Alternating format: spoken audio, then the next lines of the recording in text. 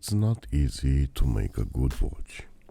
As a matter of fact, there are way more bad watches in the world than good ones. As long as they have a household name on the dial, they will still sell, but a bad watch spells disaster for the average microbrand out there.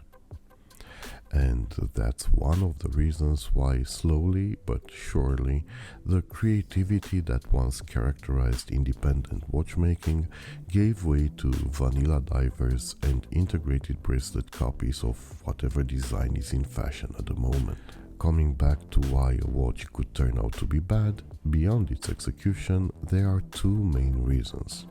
One, its creator is clueless about what he's trying to achieve, and two, its creator goes overboard with details that end up going against the very nature of the watch they're trying to make.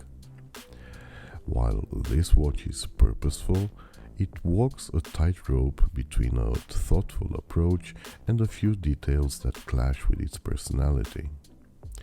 In the end, as always, it's gonna come down to personal preference, and I'd like to read your thoughts in the comments section. Despite its name, the Type D is only the second watch produced by the Malaysian brand Gane. That's because, instead of using the alphabet, Ray P has used a C major scale to bring order to his roster.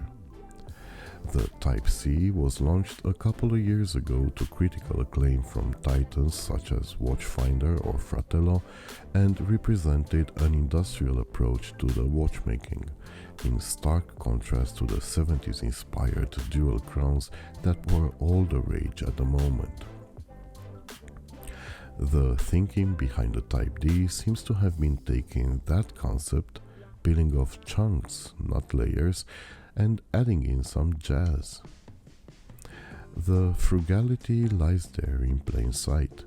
The brushed bezel, the sharp, no-nonsense transitions between the volumes make for a case as concise as any. Don't misjudge this for laziness or lack of skill. These are choices projecting a message, and their execution is flawless. There are 3 types of brushing on display, and I'm not really sure which one I like the best. The fine chamfering of the lugs stops just short of their tips in a defiant statement. Yes, we can do that too. And then I take a look at the crown and I have to ask, why? I had to search every drawer in my brain in an effort to find a reference that would give me some context for this choice, and I believe I may have found it. First of all, though, I have to applaud yet another design and execution feat that unfortunately not many watchmakers care to achieve: the placement of the crown. I have handled too many watches where the crown is placed in the lower third of the case to just ignore one that manages to plant it where it belongs. That being said, why? I'm okay with some jazz sprinkled off here and there, but this is a bit much. From type to shape to finish, this just doesn't seem to belong. Looking at the watch as a whole, the explanation I came up with is that this crown is an Easter egg. As I will further explore it, this watch embraces modernism to an almost 100%, with the notable exception of its Art Nouveau crown. Sandwiched between Art Nouveau and modernism, there's Art Deco and its big influence in today's watchmaking, so my admittedly far-fetched theory is that Ray P not only chose to ignore Art Deco as an influence, but actually gave it an onion-shaped middle finger. Why? I don't know. What do you think?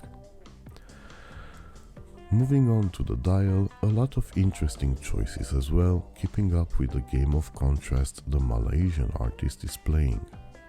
The nice polish of the skeletonized hands brings some context for the aforementioned crown, and, despite being delicate, the hands have a certain utilitarian flavor due to a shape that reminds me of paper clips. Their dimensions are perfect, and the empty lollipop of the second hand does a good job of replicating the 12 dots that stand in for our markers. It's worth noting those are actually cutouts for an inner layer whose color changes depending on the chosen variant of the watch. The printing of the small dots connecting the cutouts is outstanding, as is the printing of the 3 lines of text. Despite the satisfactory level of AR coating applied to its underside, the single dome structure of the sapphire crystal severely impacts the legibility of the watch when looking at it from an acute angle. The dial's surface is unlike any I've ever seen. At first glance, it looks like one of those sought-after linen dials, but on closer inspection, the apparent fibers turn out to be brush markings in a grid pattern. They are flawlessly executed, which reminds me, while most microbrand owners choose Chinese factories, Ray has decided to use an unspecified Swiss manufacturer, and I believe the quality of the finishing reflects it abundantly. Turning it over, the watch showcases its Miyota 90 S5 caliber with a custom-made rotor personalized with a drawing in remembrance of Ray's mother.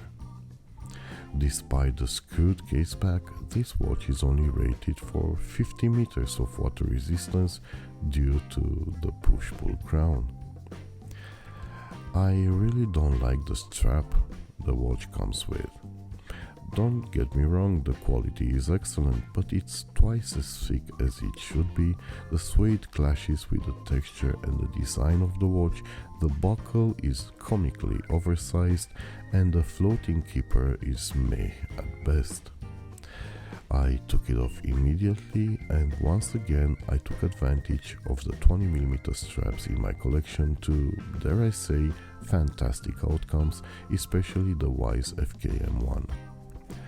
The original strap I tossed into its very nice box, not really practical but very easy on the eyes. On wrist, the D2 wears true to its 38mm diameter, benefiting from its modest 46mm lug-to-lug distance. Because of the few clashing elements I pointed out at, one might have a hard time determining what category it belongs to. Is it a sports watch?